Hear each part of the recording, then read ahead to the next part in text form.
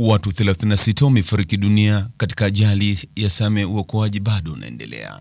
Wakati shughuli ya uokoaji na uondoshaji wa miili ikiendelea katika eneo ambalo ajali ya basi la abiria la kampuni ya Channel One na basi dogo aina ya Toyota Coaster yaliyogongana uso kwa uso na kuwaka moto, watu 36 wamethibitishwa kupoteza maisha huku wengine 23 wakijeruhiwa.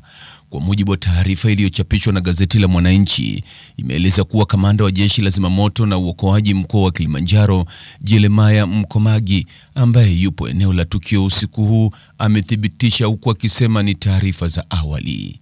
Akinukuliwa na gazeti hilo, kamanda huyo amesema miili iliyotolewa eneo la tukio mpaka sasa ni 36 na majeruhi 23 ambao wamekimbizwa hospitali na bado zoezi linaendelea, amesema kamanda Mkomagi.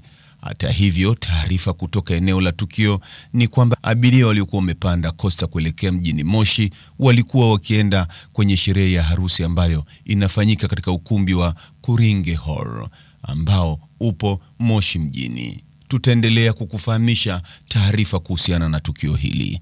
Mtazamaji, ni yapi maoni yako kuhusiana na taarifa hii? Andika maoni yako katika sehemu ya ujumbe hapo chini. Like na subscribe pia ili uwe wa kwanza kupata habari wa chungu tele. Hii ni Focus News. Jina langu ni Deo Kaji Makomba.